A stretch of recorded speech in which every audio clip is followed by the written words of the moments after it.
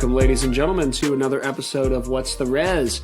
We here at What's the Res are dedicated to hosting the ongoing conversation about the current resolutions in the world of high school debate. Today, that conversation focuses on economics and governmental action in the time of COVID-19. We're recording on March 25th. Things are happening and changing so quickly that I'm sure part of this episode will be outdated by the time it airs. But today I'm joined by Assistant Professor of Economics at the King's College in Manhattan, Dr. Paul Mueller. Paul is an alumnus of Hillsdale College and George Mason University, where he completed his PhD in economics. He is the proprietor of a bed and breakfast in Colorado called The Abbey. He's a husband to Catherine, a father of 4, and a regular commuter to one of America's most unique college campuses located in New York City. Paul, welcome to the program. Thanks, Josh. Happy to be on it. Paul, before we kind of dive deep into economic questions, help us know a little bit about what you do every day. Tell us a bit about King's College. What's going on with liberal arts education in the middle of this global city? Sure. Yeah, so I've been at King's College. This is my 5th year, and it's a pretty neat place. It's a small Christian liberal arts college. Our campus is located in the financial district of Manhattan, so right downtown. We offer, a variety of majors, but I think what makes us more distinctive is we have a core curriculum that constitutes about half of the classes that all students take, regardless of their major.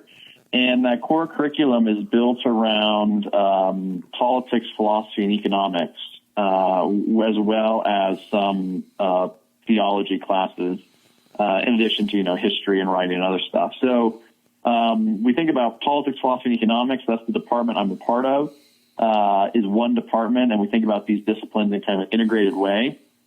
And we also kind of approach PPE from a more humanities and a more liberal arts approach, as opposed to some other PPE approaches today, which is basically trying to blend current economics and current political science and current philosophy in various ways. We very much look at what philosophy, politics, and economics has meant in a historical perspective, from a humanities perspective. So we look at modern things, we also look at old things. And it's, again, it's an interesting place where we have people from all over the country to come. We have a major called Media, Culture, and the Arts. So there are quite a few students who come who are interested in theater and interested in stuff in the city. And, we're right in the mix of things. So there's all kinds of culture around us, food and theater and lots of various political and social mores and pressures. But it's a neat place. It's a good faculty. And I have really enjoyed being there, working with the students, working with my colleagues. And it's not for the faint of heart, but it really does offer something pretty unique in terms of being in the city, being at the heart of sort of what's going on today, but also being deeply embedded in sort of the historical liberal arts and humanities.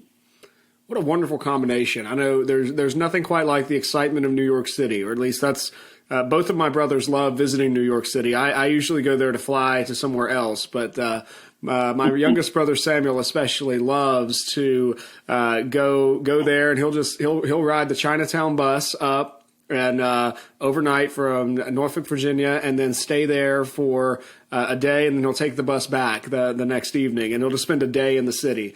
There's something about that city that brings together so much financial power and so much cultural power, and then there's so many groups of people that there's really unique communities throughout New York City, it seems like. Absolutely. Yeah, there's an amazing amount of diversity across the city, and in terms of across the different kinds of communities, where you can go to one part of town and everybody looks one way, and go to another part of town and everybody looks a different way, and then other parts of town everybody looks different. And it's sort of all mixed together. So there's kind of a patchwork of communities, and then sort of a blending in certain areas of people from different communities. Lots of energy. Yeah, I always tell people it's a very fun place to work. A lot to enjoy and to do, and a lot of people come through. So it has its attractions. It has its drawbacks too, but maybe we'll talk about those later. I'm sure that's going to kind of be adjacent to most of our conversation today. Well, I know, Paul, one of the interests that you've been investigating for several years is governmental reactions to economic turmoil. I was looking earlier today at the book that you came out with relatively recently. I've got that title as Why the Conventional Wisdom About the 2008 Financial Crisis is Still Wrong. That seems like a very timely title where on a day when I woke up this morning to see that apparently the Republicans and Democrats have all come together to agree on a larger bailout. I was reading one analysis that said it was larger than a bailout in 2008 and one in 2009 combined. So could you summarize the argument that you make in that book for our audience? Sure. Yeah. So the book is kind of explaining and exploring the 2008 financial crisis, which was really significant in all kinds of ways. And basically, what I argue is that most people, especially most elites, have drawn the wrong lessons from why the 2008 financial crisis happened and how it ended and how it was dealt with. So the conventional wisdom is that there was a lot of deregulation. Wall Street kind of went crazy. There was, regulators weren't doing their job. There was a whole bunch of greed, and speculation, and risk, and so on. And basically, people in the market sort of went crazy and were not disciplined, and government didn't do its job to keep everything, keep the economic train on the tracks.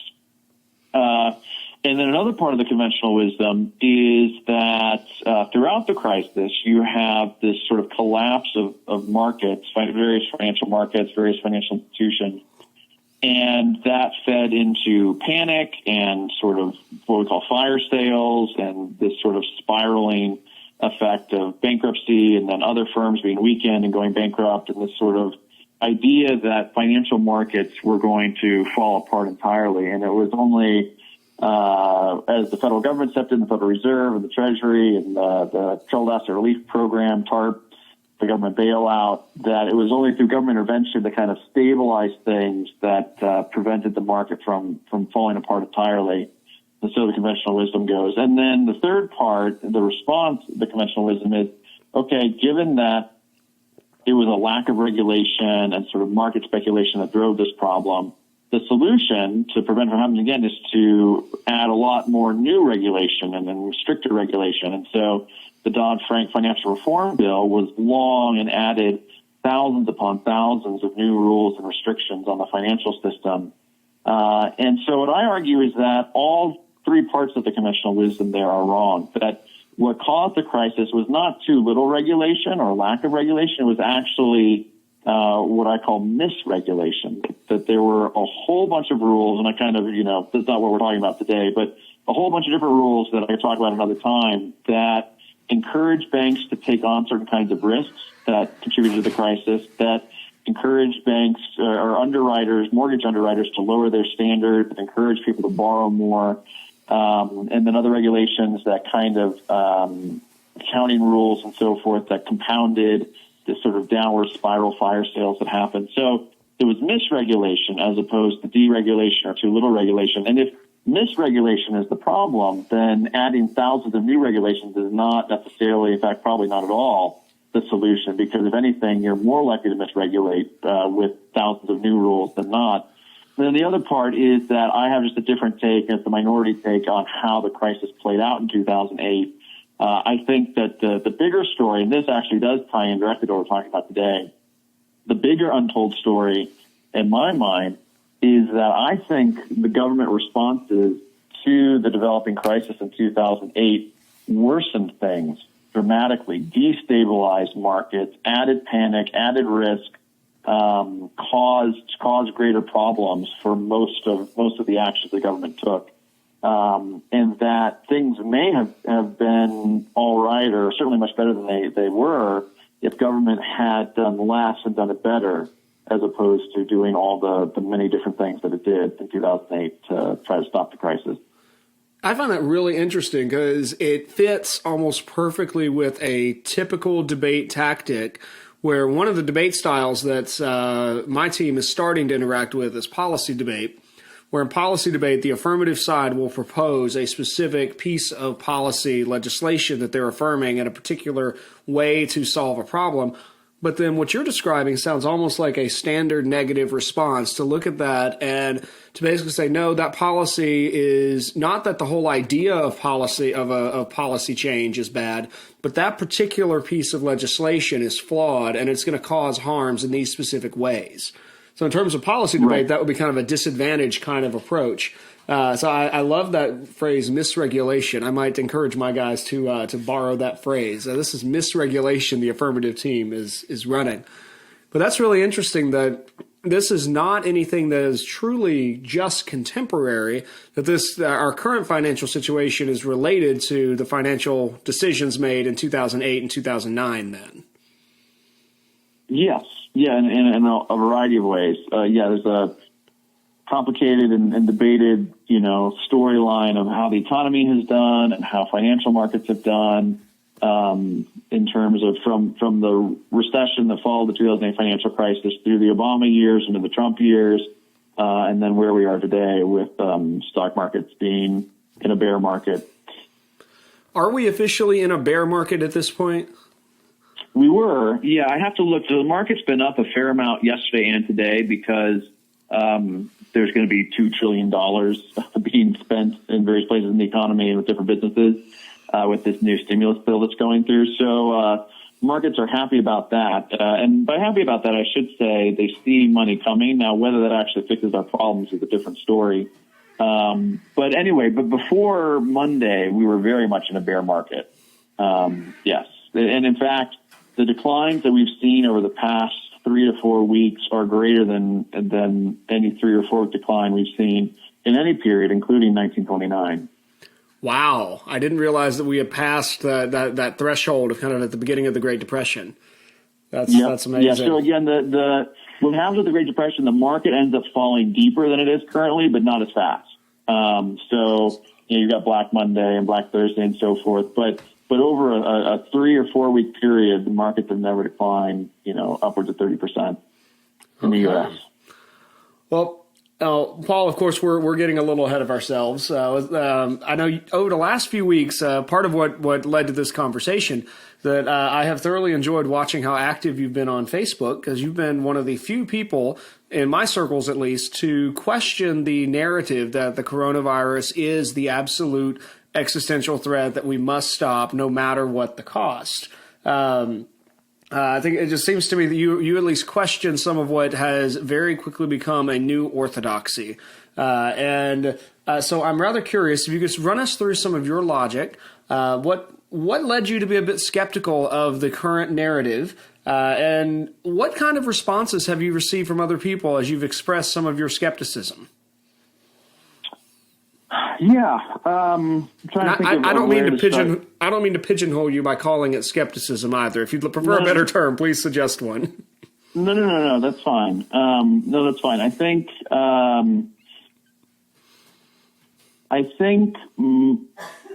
part of my thinking on this has sort of evolved as we've tried to see different numbers and see what's going on. The biggest issue that I see is kind of a lack of perspective, where, and I'm sure we'll touch on this throughout the interview. But there's just kind of, I think people don't really know how to think about or weigh people dying. So for example, even in Italy, right, which is sort of the cutting edge humanitarian disaster and with all the problems there, so 600 or 700 people die in a day from coronavirus. In the past couple of days have been roughly the rates. That seems like a lot, but is it a lot? Like is 600 a lot? I mean, how many Italians die on a day just in general from all kinds of causes? I mean, is it 6,000? Is it 10,000? Is it 100? And their daily death rate has, increased by a factor of 6. And so what I see going on, and this is just sort of a human tendency, part of how we're wired, is we see stories and we generalize from stories that affects both our emotions and our compassion, and we sometimes make uninformed or we take actions that may not be called for relative to the actual severity of a problem. And to give you an example of this, and we can come back to this too, where I think coronavirus, I should say that that I do think the coronavirus is very serious. And one of the things that hindered this conversation, the national conversation throughout, is that a lot of people who are skeptical downplay the severity of coronavirus, of saying, it's just like the flu, maybe a little bit worse, but not much. And this is crazy that we're shutting stuff down for the flu. I think that's wrong. Just for people I've talked to and I've reading, like the coronavirus is something very serious and novel in some ways and potentially very dangerous. So I want to say that before I give you this analogy of how people have this kind of bias from stories. So, a lot of people are really afraid of sharks and like swimming out deep in ocean water. They're worried that a shark will get them or something will get them out there. And that kind of fear is generally unwarranted. Like sharks don't kill very many people in a year, like almost nobody. You're far more likely to die in a car accident or, in a hurricane, or like there's all kinds of so many other ways, many, much more likely ways to die. And yet the idea of being out in the water and like being afraid of sharks is a very visceral kind of fear that far outweighs the actual statistics, likelihood, probability of it happening. And so this is one example. There are many things we could point to where people have fears of things that they feel poignantly or they see an example of or they've experienced, even though it was unusual. And then that kind of colors their view of how dangerous this activity is, how dangerous this animal is, in ways that really don't make a lot of sense, or at least that we shouldn't be building, significant public policies that everybody has to follow based upon. Does that make sense? I think so. And a lot of it, then I wonder honestly, I can see that going in one of two directions. Either en masse, we become much more educated about all the possible ways we can die, which might then prompt lots more fear and worry in life because we're like, wow, we could die. We could all die today. We really could all die. And here's 50 different ways we're likely to die.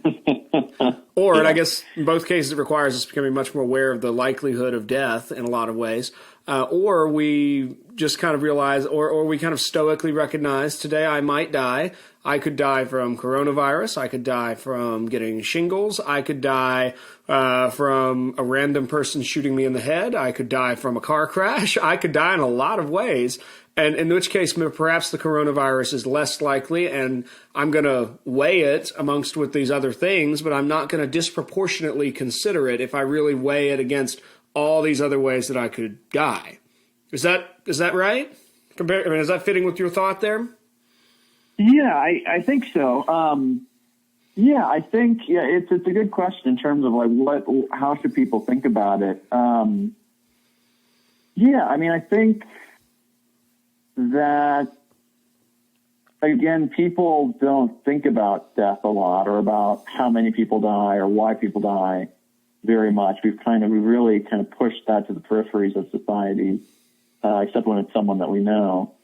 And as a result, I think people just don't have a great way of thinking about it, where, death is a tragedy and, seeing people die is tragic. And so there's kind of this maybe absolutist thinking of like we have to do whatever we can to try to prevent someone from dying. But as an economist, the answer is, or the response is, well, no, because there are other things that you lose or give up that might be equally good or even more valuable. I always tell my students this, like, if you wanted to save hundreds of thousands of lives this year, you could ban driving. Right? Hundreds of thousands of people die from driving in the U.S. every year in car accidents. And yet nobody is seriously recommending that we ban cars or that we ban driving.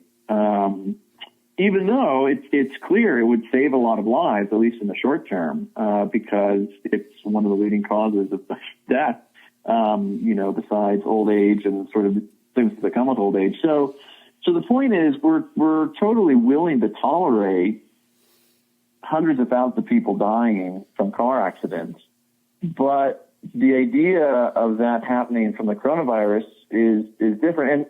And I do have to say, I mean, certainly the contexts are different. There's a lot of nuance here, but the point being that we make trade-offs as individuals, we make trade-offs as communities, as states, as the nation, all the time between how much safety we require on various products, what kind of safety we require in vehicles or on airlines, and what people are allowed to do or not allowed to do. And we could have more regulations. We could have stricter laws. There are many things that we could do, the states or the federal government could do that could lower the number of people who die in a given year.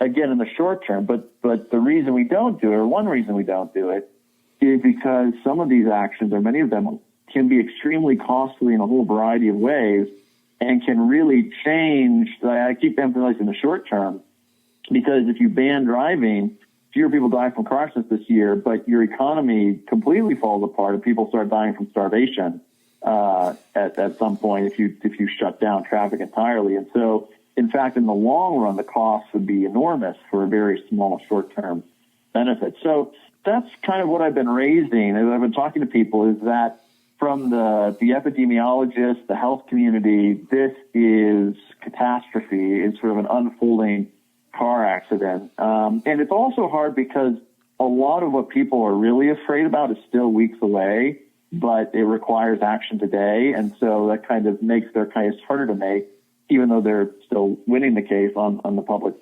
forum. But what they're looking at is what's happening in hospitals, how many more people are going to be dying that weren't dying before, how are we going to handle that? It's going to be sort of really, really bad. And my question is, that kind of raised is, how confident can we be about how bad it's going to get? And how bad will other things get with some of the responses that have been taken in terms of telling people they can't go to work and not get wages and other sorts of issues that come with shutting down economic activity?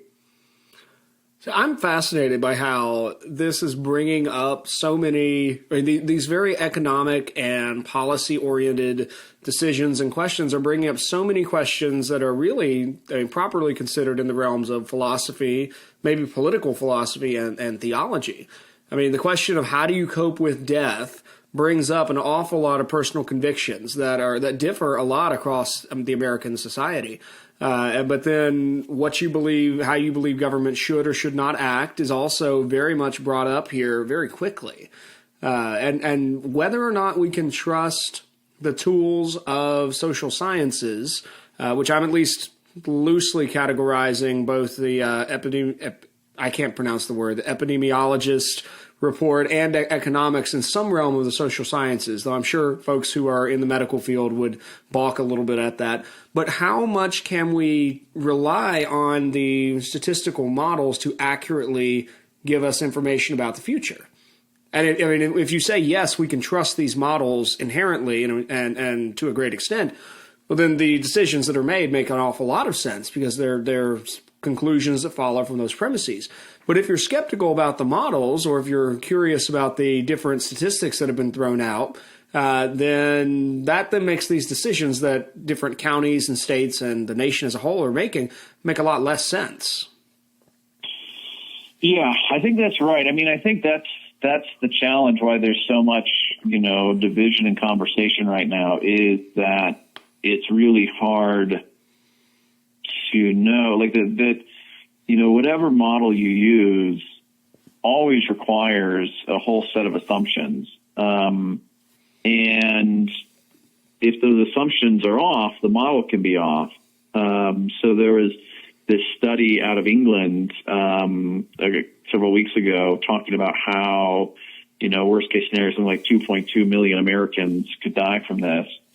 And if you look at the assumptions behind that model, that's assuming not only that governments didn't do anything, but it assumes that people don't change their behavior, right? That they basically do nothing differently, even though hundreds of thousands, eventually 1 million Americans die and hundreds of millions are catching it.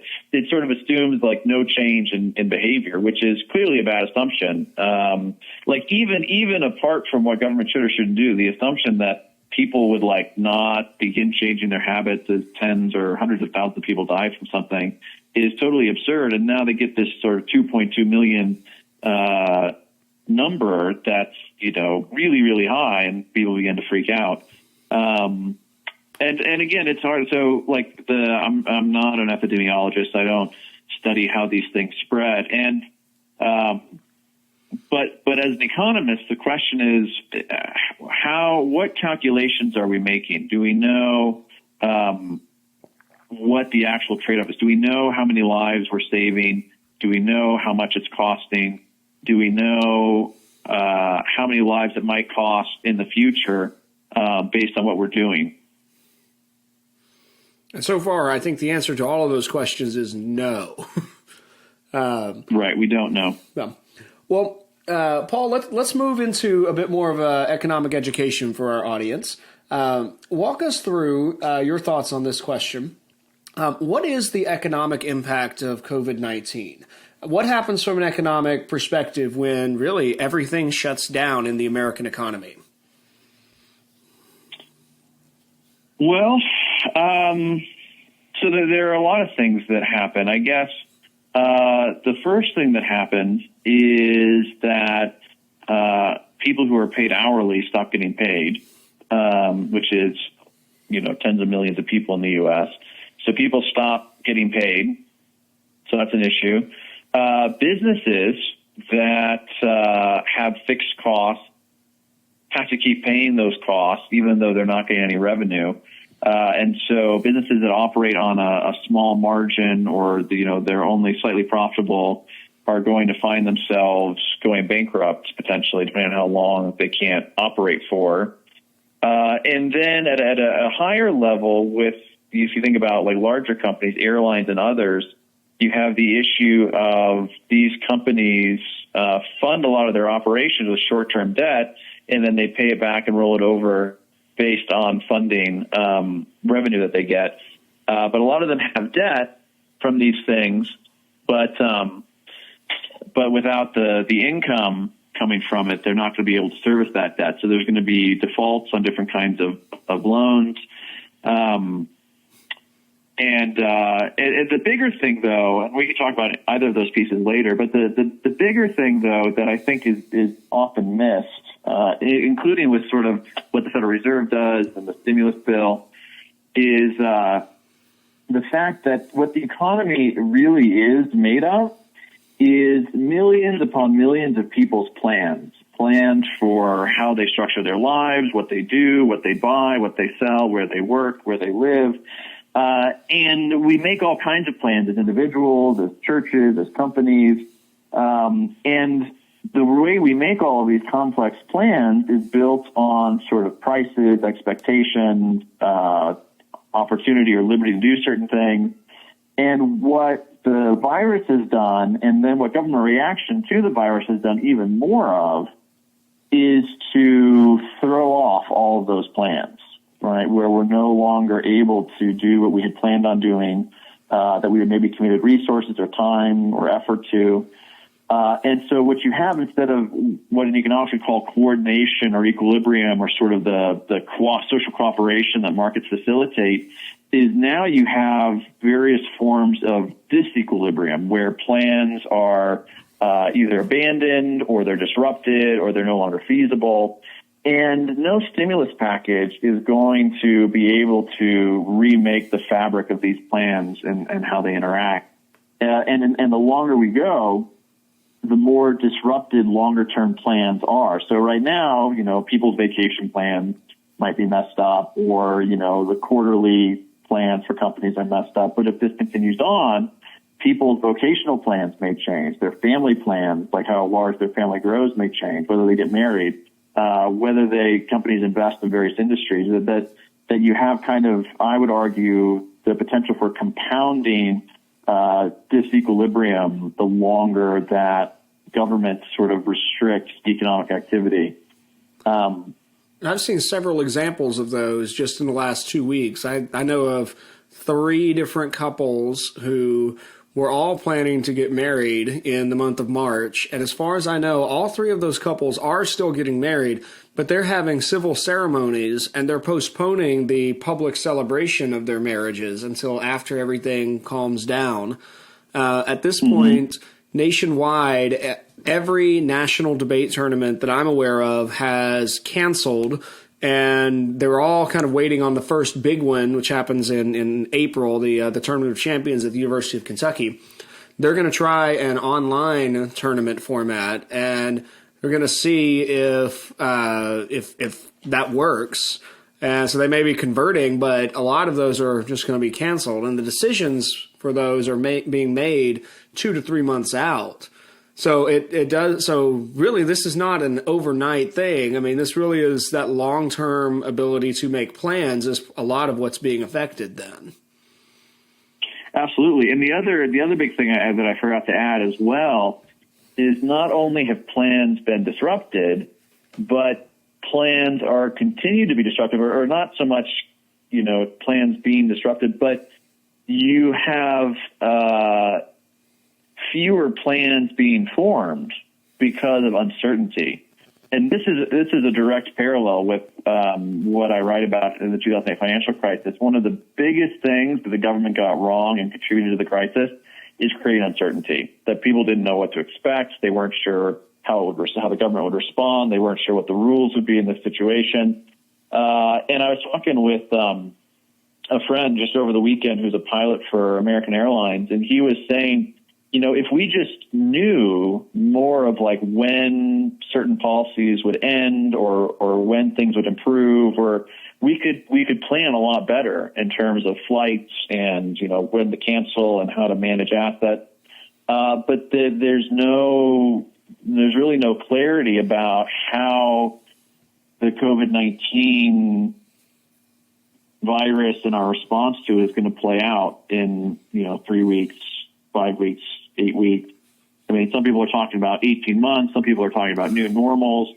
And anyway, so not only, so you got the plans that are disrupted, but you also have this, uncertainty, which I think is fueled in a lot by various government policies that government officials are not doing a good job of trying to provide predictability and certainty so that people can begin sort of replanning and picking up the pieces, if you will, of what they had hoped to do.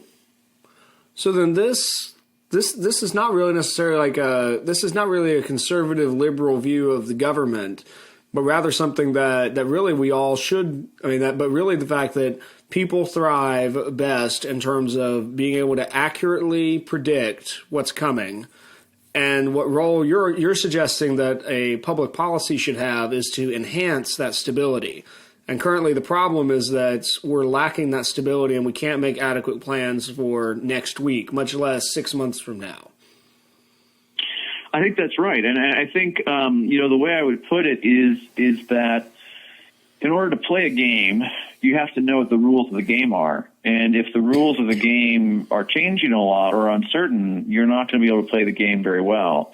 And so it's not that obviously if people knew what the future would hold, that would be great, and they could make a lot of money and everything would work out perfectly. There is a lot of uncertainty in the world, and a lot of our activities in our lives are about trying to think about what we don't know and sort of hedge uncertainty and sort of manage risk. But what has entered in, so not only has the coronavirus entered in and people don't know exactly, there's uncertainty around how bad it is, how quickly it spreads, how that will affect me or my family or people I work with and interact with. So that's a lot of uncertainty and potential problems. But now the idea that governments can just simply tell me I can't go to work or I can't run my business or I can't open up for an an unspecified amount of time, well, that's unusual. In fact, not unusual, it's unprecedented. Even in times of war, like World War I, World War II, you didn't have government in the U.S. sort of telling people that they can't go to work. And so all of a sudden, this sort of pillar of society or practice of society that we all kind of take for granted and plan on and, have structured our lives around is like pulled away. And now I figure out, well, when do we get it back and can it be pulled away again? I mean, there's going to be a lot of long-term, analysis and thinking about this. But the point, again, going back to sort of what I've been saying in various forums is it's not that I think that shutting down everything was the wrong move, especially for New York or New Jersey or Washington. I think, again, I don't know. I would like to see some more argument and evidence about how much it will slow the spread. I think there's sort of a panic response going on here too of, well, we have to do more, and this is what more looks like, as opposed to this is going to save X number of lives or slow the spread X amount. Because if you don't know or don't even give estimates of how much it's going to improve things, right? Going from social distancing and canceling large gatherings to you can't go to work unless it's an essential business. Well, going from one to the next, are we saving, 1,000 lives or 10,000 or 500? And then we need to weigh that versus we are going to create, 1,000 bankruptcies, 8,000 bankruptcies, 1 million people not getting paid, whatever the costs of sort of shutting down those non-essential services are. We're not really even having that conversation. Right now, it's all one-sided of the disease is really bad. We need to do what we can to slow its spread, and that's what we're going to do. I think it was 4 or 5 years ago that I first ran into a debate judge who watched the same round that I did, and it was a resolution had something to do. It was a public forum resolution had to do with gun control, stronger background checks for guns. And my guys made their argument. The other team made their argument, but the other team had an argument about lives and how by having stronger background checks, more lives will be saved. My team shredded the opposition argument, and they showed how there was no causal connection between stronger background checks and reducing the number of people who died through gun violence. They definitively showed that. I thought my guys won that round hands down, had it in the bag. The judge called it the other way. And of course, in debates, the standard rule is that the judge is always right, but we always complain about it because whenever the judge goes against us, no one's happy. But in that case, it was the first time I'd really hit the lives impact argument and saw how once you boil the debate down to that, whoever saves more lives, it almost becomes, it's sort of an argument that kills the other side's ability to bring any other considerations into the debate. Because, of course, we're all going to agree that life matters. And, of course, as soon as you ask me to, visualize grandma and think, okay, well, wouldn't you do this to save your grandma? Of course, I'm going to say, well, yes, I would stay home for 2 days to save my grandma. But it really does seem to short-circuit our ability to really weigh the intricate details of the rest of what's going on. So I wonder if that too plays in here somewhere, that there's framing all of this in terms of we're going to save lives that's I don't want to dismiss that, but it does seem that's almost oversimplifying the concerns about what will COVID-19 ultimately do to American life. Well, Paul, let's shift from there a little bit. Help us think through the logic of government bailouts. It seems that in our very partisanly divided country, the two parties have come together. They both agree that we need a bailout, and they've settled on a $2 trillion bailout program. Help us. Why does that make sense? Why will pumping $2 trillion into the economy help things in some way? Or will it? Well, I think there are a couple of different aspects to it. So one is that a lot of people are going to be in significant financial distress with things being shut down because their pay is tied to working certain hours and they're no longer able to do it. So how are they going to pay rent? How are they going to pay for food? How are they going to pay for all kinds of things? So you have, again, tens of millions of people in the U.S. who now have a significant monetary problem where they don't have income coming in. They can't get income coming in any of the ways that they're used to doing, but they have lots of, fixed expenses that they've committed to or that, they're required to go on living. And so part of this stimulus bill bailout, so it's partially bailout, partially stimulus, is to send money directly to them. So there's unemployment insurance, and then there's also, I think part of this bill is sending money to every adult in the country. And part of it, I think, is to try to compensate for the lack of economic activity and pay that many people are feeling. Part of it is because there's just so much less spending going on that the idea is that we can extend a certain amount of money. But basically, one way to think about this is, in the normal course of a week, you have many hundreds of billions of dollars spent, transactions between individuals and companies, between companies for all kinds of products and so forth. And what has happened is that hundreds of billions of dollars of spending has dwindled to, low billions.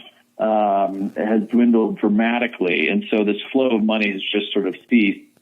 And what this bill, at least in part conceptually, is supposed to do, and I haven't studied in detail to know how much it will or won't, but it's kind of like, okay, private spending has sort of been turned off.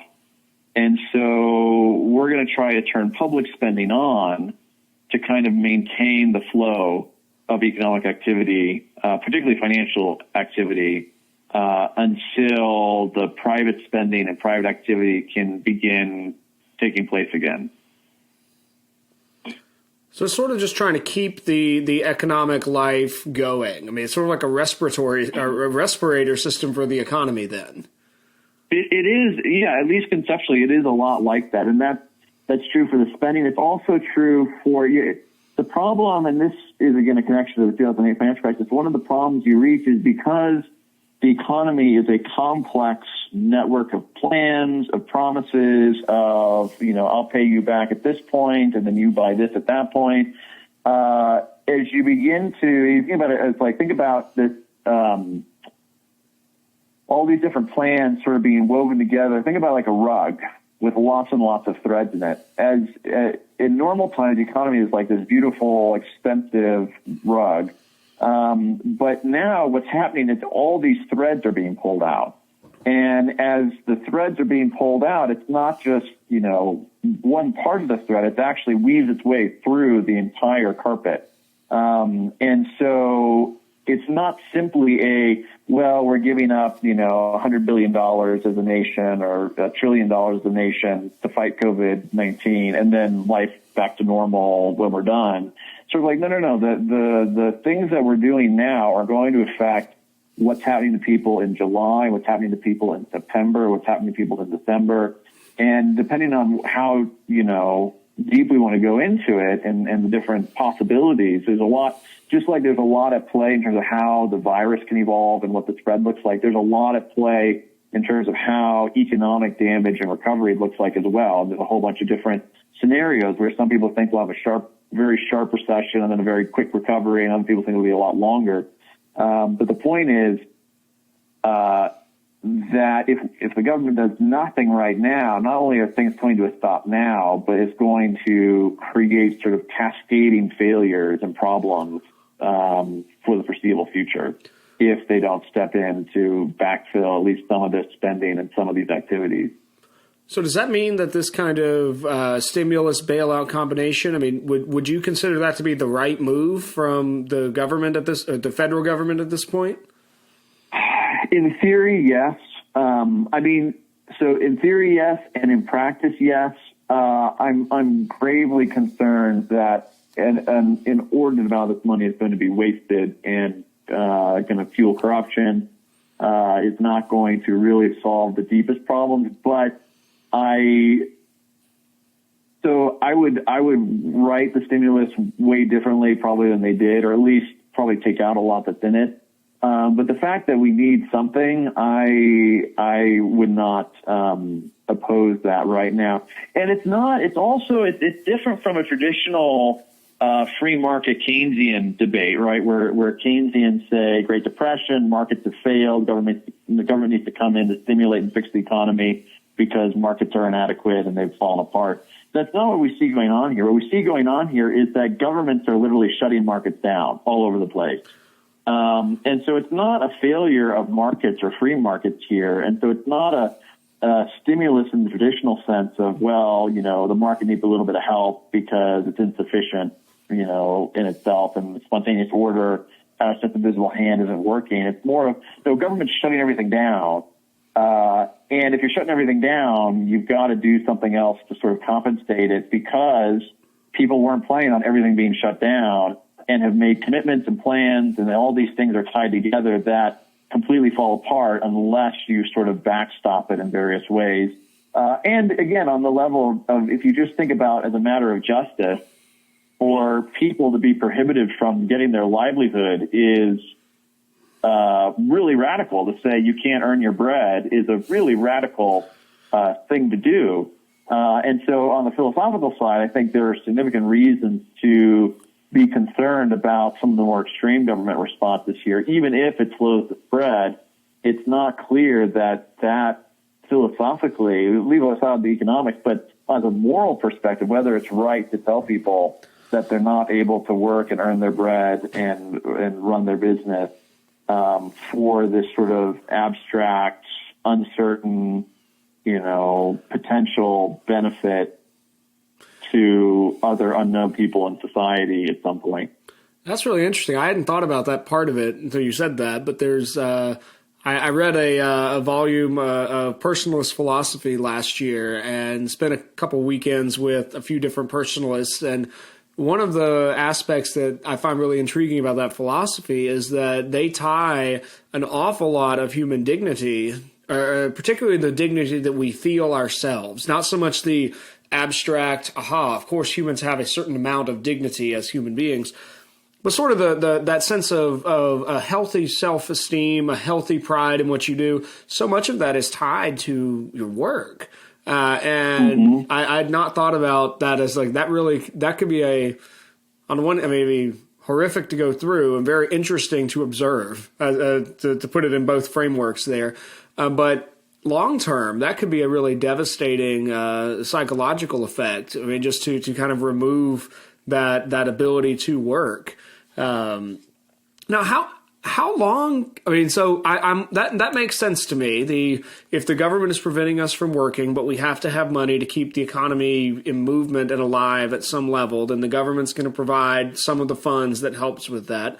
But how long is that sustainable? I mean, even if my wife and I both get a check for $1,200 and we don't have any kids yet, so we don't get that $500 per kid. But even if we all get this money, how long is that? How sustainable is that? Does that mean the government is committed to continuing to prime the pump? And what does that do? What's the price tag for this long term? I'm sure it can't just be free money. That's not possible. Right. Well, that's a great question. I think we don't fully know. Obviously, it's not. It won't last long, right? What they're doing now might help, the country, people in the country for another couple of weeks, 2-3 weeks maybe. But if you're talking about shutting stuff down through the end of April or even longer, it's not going to be enough. And it's also unclear how, this is going to be paid for in terms of, government borrowing. I mean, at this point, basically what the government is doing is it's basically printing money to do this, because the federal government is borrowing the $2 trillion because they're not having that in taxes. And currently the Federal Reserve is buying hundreds of billions of U.S. government bonds. So basically the federal government is issuing, hundreds and hundreds of billions of dollars of debt, and the Federal Reserve is buying up hundreds and hundreds of billions of dollars of U.S. debt, and they're buying it up with money that they create.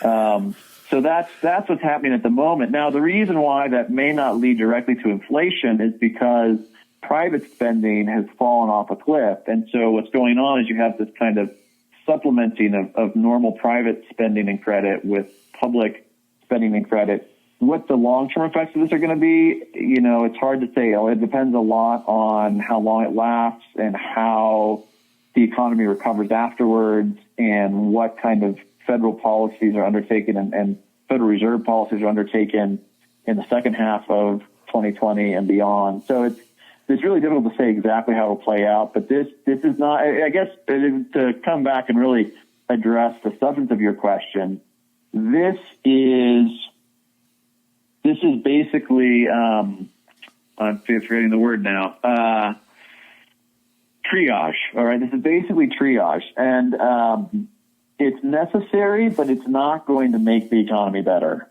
And it fixes some problems, but it doesn't fix the deepest problems. And the deepest problems of this discoordination of plans, this disequilibrium, is only going to grow worse as time goes on. And so we're just going to have a really frank conversation about, well, how do we think about economic cost? It's not just our retirement programs. We're thinking about how will this affect people's ability to go to college in the future? How will this affect access to healthcare down the road, access to housing, access to all kinds of stuff that what we're looking at is potential consequences both in the quality of life that we and our children can have.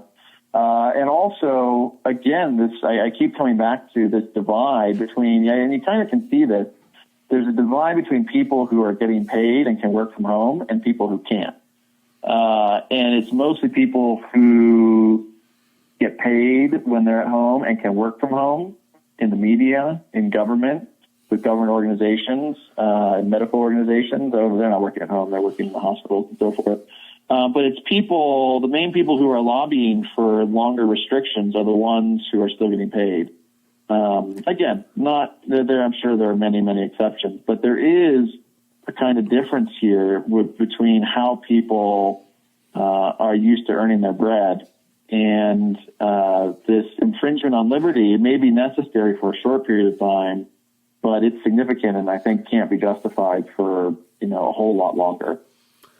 That's really interesting because there's as of this morning, the high school I teach at, we announced to all of our families that we'll be doing online education beginning when we come back from spring break.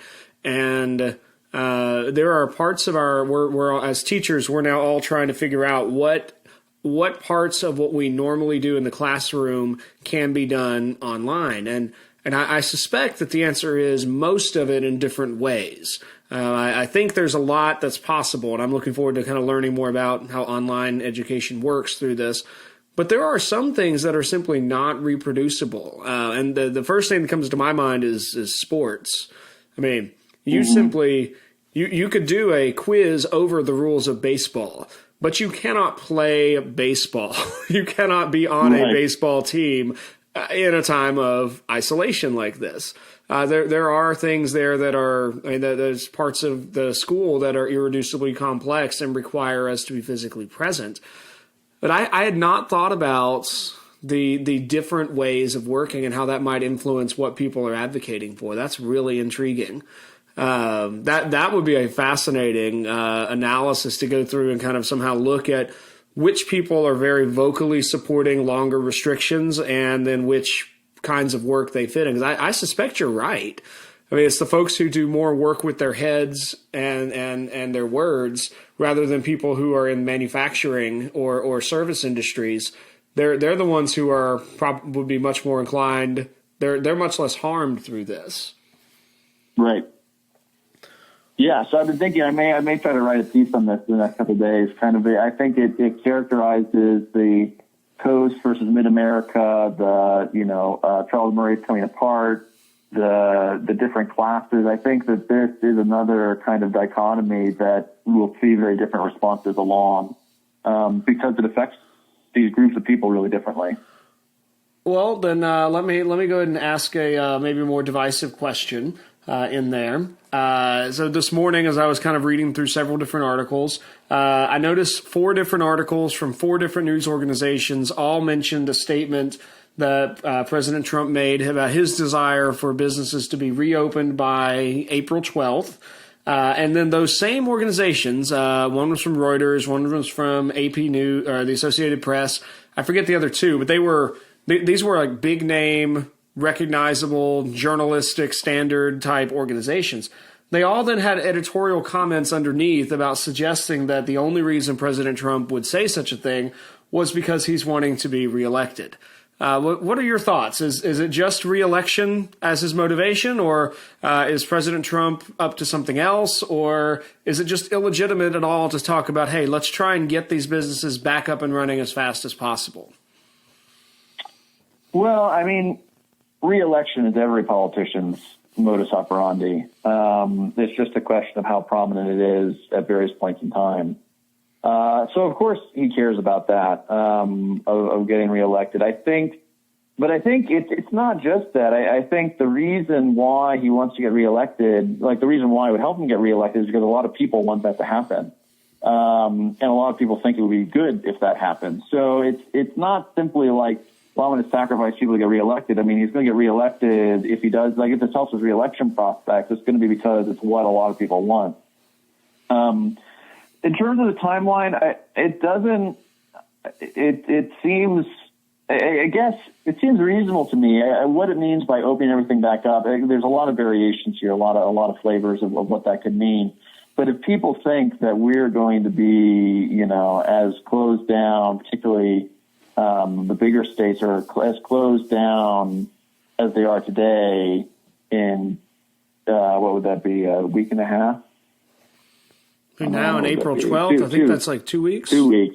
2.5 weeks. 2.5 weeks, yep. They're living in a dream world, because that's my prediction. I think there's no way things are going to continue with this level of restriction on what people are able, like people's ability to work for more than 2.5 more weeks. I sure hope not, because at that point we'll be looking at very, very serious, I think, long-term economic consequences, sort of Great Depression-esque consequences. Now, that doesn't necessarily mean that we just go from where we are now to, oh, yeah, just go about your lives, do whatever you want, no restrictions, no discouragement of large gatherings, whatever. It's not that at all, but it's sort of saying this idea that people are not allowed to go to work and are not allowed to run their businesses. So, like, it's hard.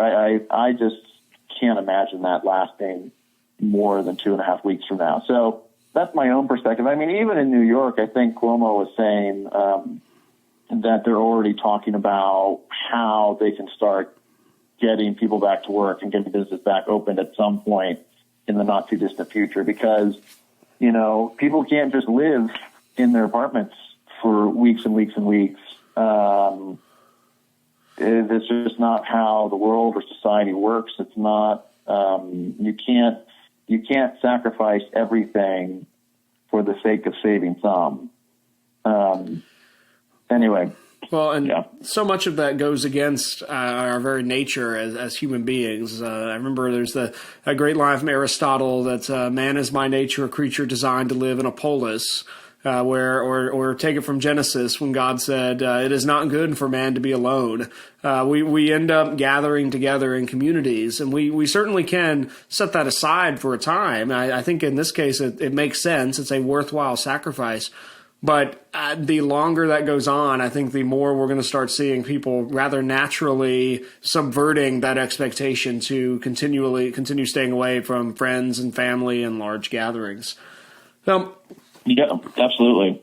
Well, and something we didn't even touch on, and that's fine, but that I just want to highlight for the listeners is one of the other things that has really bothered me about the way this has developed is that not even as we're doing all of this stuff, unprecedented stuff in terms of sending people home and restricting gatherings and so forth, we have not done nearly as much as we could and should have to bolster the medical system, because it's really medical capacity that's driving everything. It's the fact if we had double the number of ventilators that we have currently and double the number of ICU rooms, the world would look very, very different. And so it's actually a lot of sort of challenges in the medical system that's not made to handle what we're seeing or could see and is also not really developed to be a very adaptive, versatile system in a short period of time,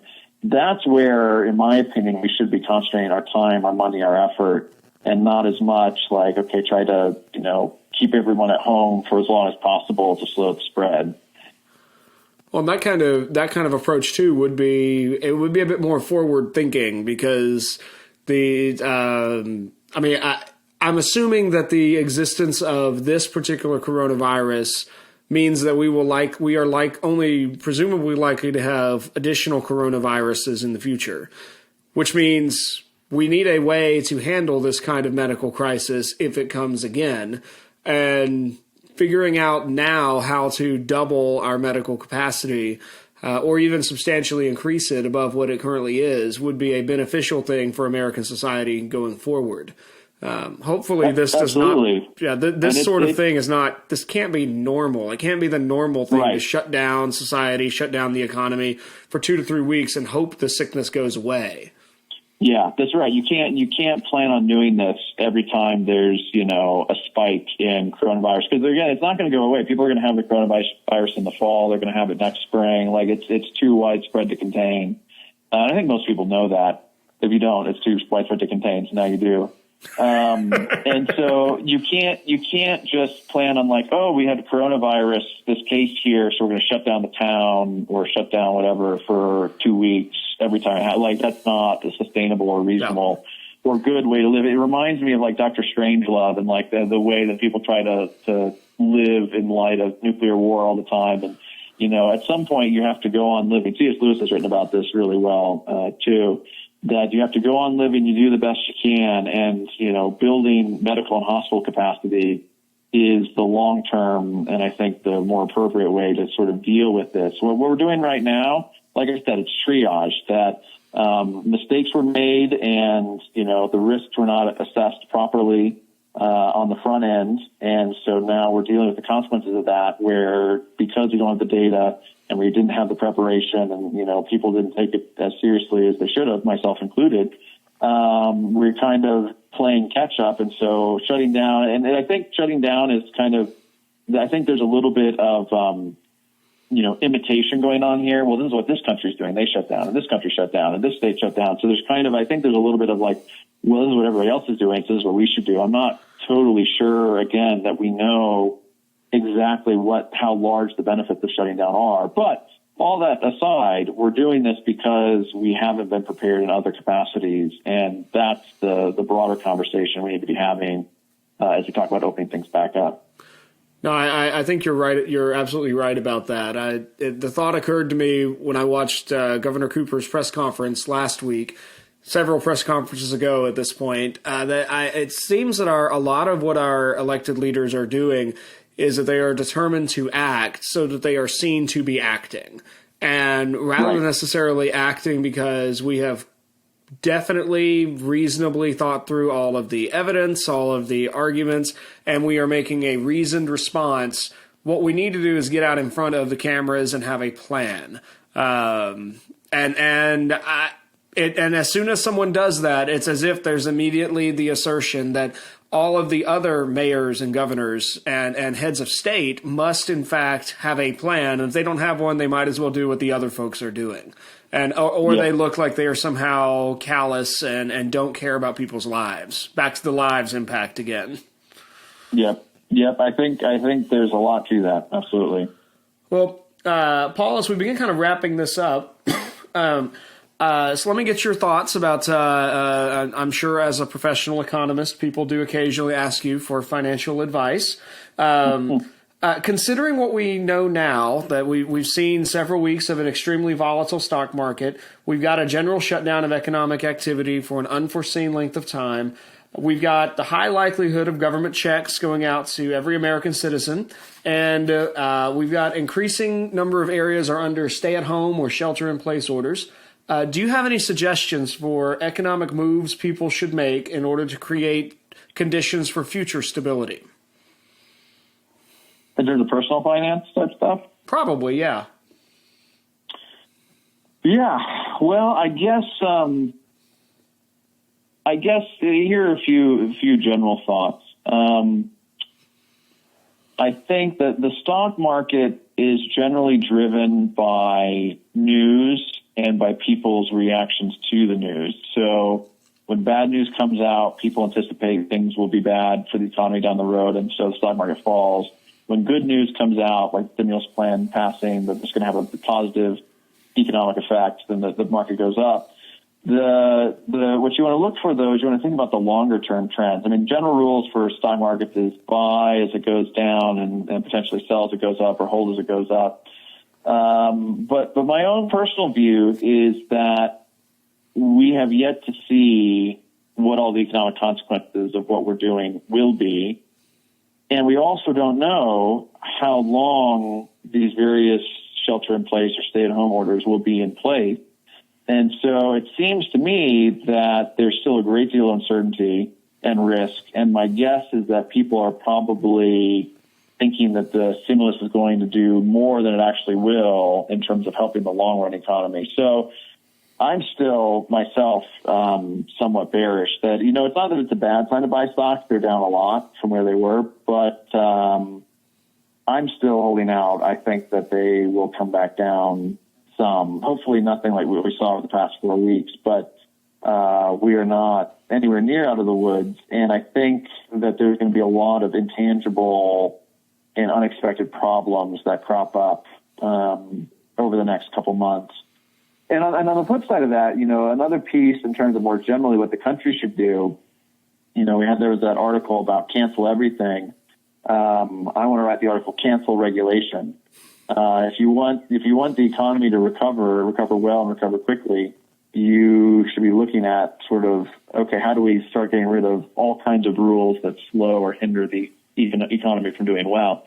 And depending on what kind of public policy responses there are and whether there is more deregulation and other things, it's possible, that entrepreneurs and the economy can rebound more quickly than I'm anticipating. But I'm not, at this point, terribly optimistic. And I think, again, because of that, there's so much uncertainty that has not been resolved yet not in terms of the virus itself, so that's important, but in terms of what governments are going to do.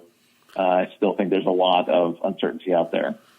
Well, I think that uncertainty is definitely still present. And one place that I've been thinking about that the last few days is in terms of governmental power. And it seems to me that I was initially very curious about whether or not the state had the authority to shut down a private school. I did a very brief amount of Googling and turned up several articles that all agreed. The public health emergency powers across most states are incredibly vaguely worded, and they're very broad. And the answer was yes. My question now is I'm really curious as to whether or not states and the federal government is going to be willing to relinquish their emergency powers when all this is done. Do you see these emergency powers going away, or do you think we're going to see a new level of kind of governmental interference in people's lives as a long-term consequence of COVID-19?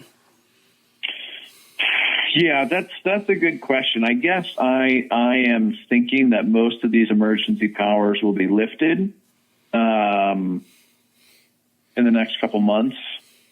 However, I think that they've demonstrated a capacity that a lot of political actors didn't necessarily realize was there for telling people what to do.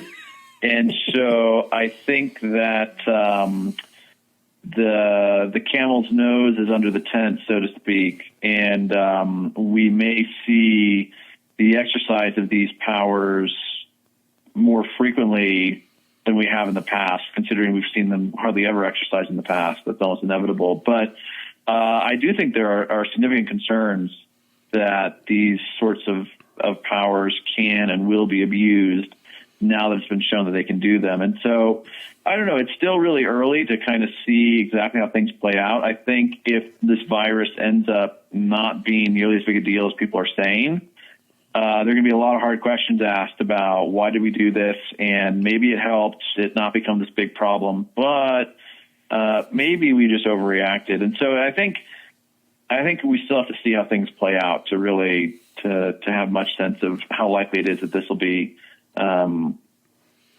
abused regularly in the future.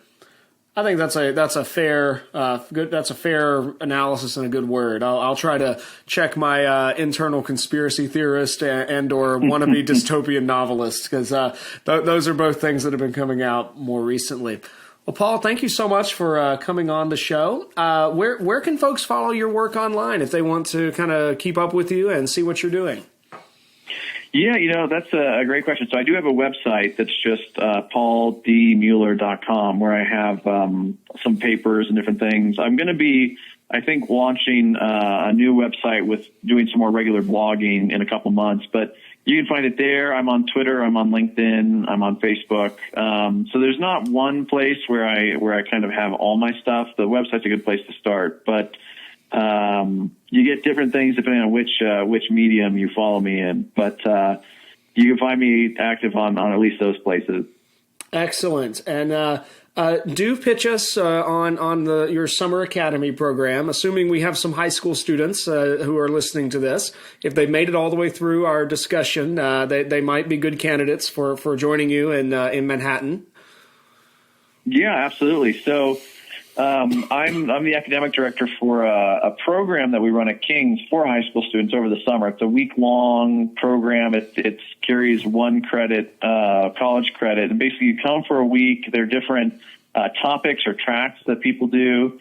And it's a really fun blend of academic experience where you get to, have classes with King's College faculty, and you have assigned readings and you do some of the academic stuff, but you also get to explore the city. We take them to Central Park and the Met. We go to different, well-known places to eat.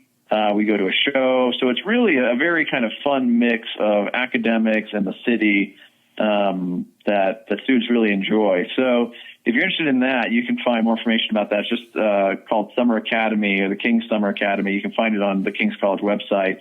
I plug it periodically on Twitter, but it's, right now, again, there's uncertainty about how everything is going to look. We may be running it online this year, which, detracts from, the experience, but then again, it'll probably be cheaper. So the world's full of trade-offs, but, we're hoping, Lord willing, that things will clear up a lot and we'll know more, and that, by come July, we can really sort of plan on doing more in person again. Well, I certainly hope that things do clear up between now and hopefully by the end of April, maybe into May, we will know a lot more, and we'll have a bit more knowledge about how to make great choices. Paul, thank you so much for helping us with the economic analysis today.